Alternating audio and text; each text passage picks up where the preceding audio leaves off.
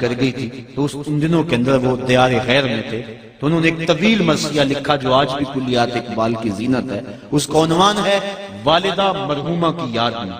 اس میں کہتے ہیں آہ وطن میں ہوگا اب کس کو میرا انتظار، کون میرا خط نہ آنے سے رہے گا بے قرار، آرزو لے کر تیری خاک مرکت پہ آؤں گا، اب دعائے نیم شب میں کس کو میں یاد آؤں گا، کون پچھلے پہر اٹھ کے دعا کرے گا۔ استاد سے بھی تو کہنا پڑتا ہے نا حضور دعاؤں میں یاد رکھنا، شیخ سے بھی عرض کرنا پڑتا ہے اپنی دودھ دودھ راتوں میں مجھے نہیں بھولنا، حاجی کو معتمر کو عرض کرنا پڑتا ہے سین حرم میں مسجد نبوی کی بہاروں میں مجھے یاد رکھنا ہے۔ کبھی ماں کو بھی کہنا پڑا امی دعا کرنا۔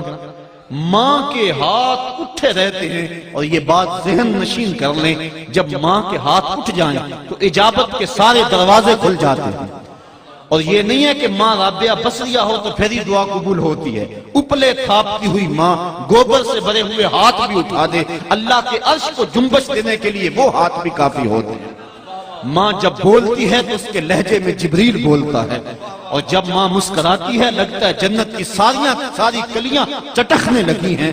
ماں کے لہجے میں اتنی مٹھاس ہے ساری دنیا کا شہد نچوڑ دیا جائے اتنی مٹھاس پیدا نہیں ہوتی جتنی ماں کے لہجے میں مٹھاس مالک نے رکھ دی ہے۔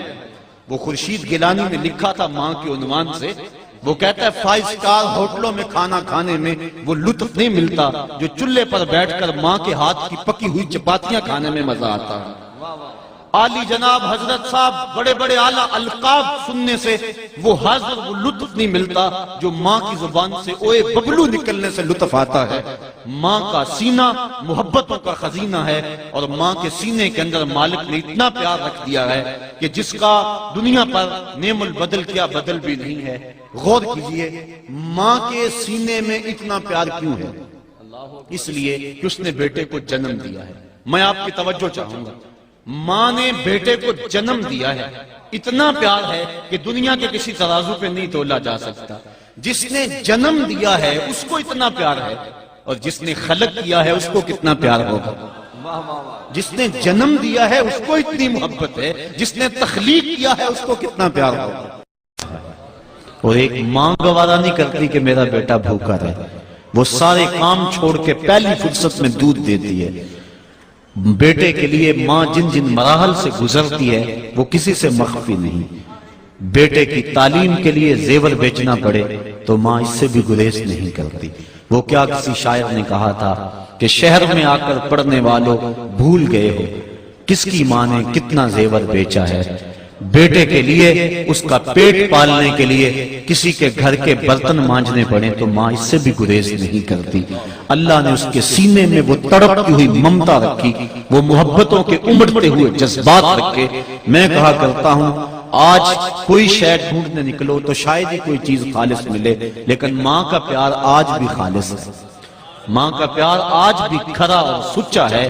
اس کے سینے میں مالک نے محبت ہی اتنی رکھ دی ہے کہ جس کو دنیا کے کسی ترازو پہ تولا نہیں جا سکتا۔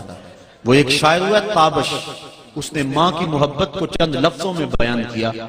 وہ کہتا ہے مدت ہوئی میری ماں نہیں سوئی تابش، مدت ہوئی میری ماں نہیں سوئی تابش، میں نے ایک بار کہا تھا مجھے رات کو ڈر لگتا ہے، کہا بچپن میں میرے منہ سے نکلا تھا امی مجھے رات کو ڈر لگتا ہے، میں اب بوڑھا بھی ہو گیا ہوں، میری ماں اسی خیال میں رہتی ہے کہ میرے بیٹے کو کہیں ڈر نہ لگ رہا ہو۔